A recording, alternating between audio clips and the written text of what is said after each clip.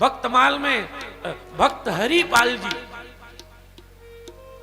ऐसे भक्त भय महाराज कि उनका पूरा जीवन संत सेवा के लिए समर्पित था। साधु और ब्राह्मण घर में आए इसी के लिए उनका जीवन था। साधु आए भोजन करे, ब्राह्मण आए भोजन करे, दक्षिणा दे। अच्छा एक काम और होता था क्या, गली में खड़े हो जाते थे और कोई साधु ब्राह्मण दिखे तो वहीं से बोलते थे, आओ हरे कृष्ण, आओ प्रसाद पाओ महाराज। अब वो ये नहीं देखते थे कि घर में प्रसाद है। मैं आपको क्या प्रार्थना करूं उनके जीवन की। एक बार घटना घटी कि उन्होंने सड़क से संतों की टोली जा रही और हरिपाल जी महाराज ने सब संतों को वंदन करके कहा, महाराज दोपहर का समय है। बोले हाँ, तो राजभोग हमारे घर में करके चलो, राजभोग हमारे घर पालो। संत चले आए महाराज, और संत आए, आंगन में संत बैठ गए। हरिपाल जी ने सबके चरण धो करके पी लिए। महाराज अपने को पावन किया। तब घरवाली ने चौके में से इशारा किया, पूछ तो लेते मालिक, एक मुट्ठी आटा घर में नहीं है? अच्छा हाँ। आप सुन के हैरान रह जाएंगे। हरिपाल जी रोने लगे। हरिपाल जी ने कहा, तू अपना जेवर वेवर बेच दे। बोले वो तो कल के भंडारे में आपने बिकवा दिया, क्या करूं?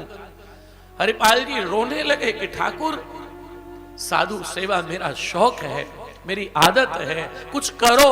और इतना सुनते ही भगवान श्री रुक्मिणी रमण ठाकुर जी द्वारिका में श्री श्यामा रुक्मिणी से कहते हैं कि मैं जा रहा हूं, हरिपाल की इच्छा पूरी करनी है, कैसे करोगे? बोले कैसे भी करेंगे, पर आज उसकी इच्छा पूरी करेंगे।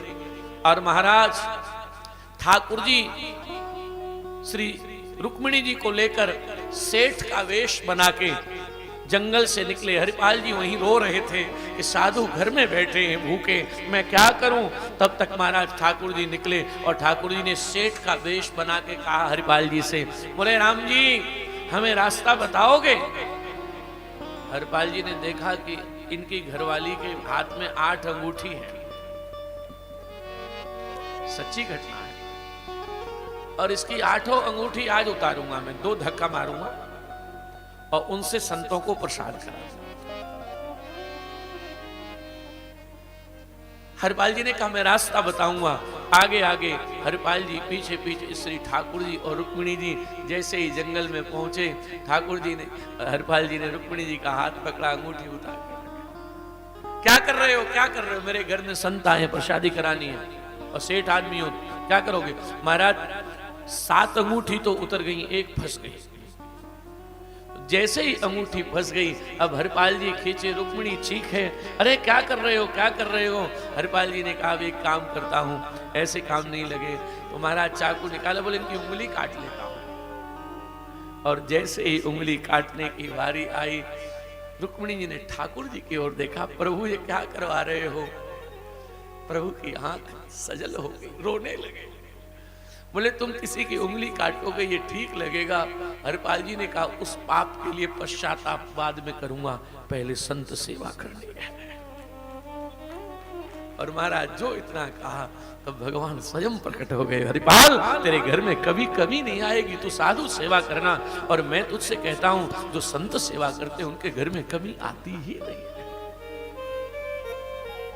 मेरी व्यासपीठ प्रार्थना के रूप में आपसे कह रही है, भैया ज्ञानी को भगवान मिले कि न मिले मुझे नहीं पता, पर भक्तों को भगवान जरूर मिले। हमारे गुरुदेव भगवान मजाक में एक बात कहते थे, कभी हम अगर उनके सामने कोई पुस्तक पढ़ते होते थे तो वो कहते थे क्या कर रहे हो? और अगर हमारे मुंह से निकल गया कि महाराज जी पुस्तक पढ़ रहे हैं, तो गुरुदेव भगवान कहते क्या करोगे पढ़ के? तो महाराज जी पढ़ लेते हैं। तो बहुत विनोद में कहते थे, बोले बेटा सुनो, बोले भगवान जब जब मिला तब पागलों को ही मिला, पढ़े लिखों को कभी नहीं मिला।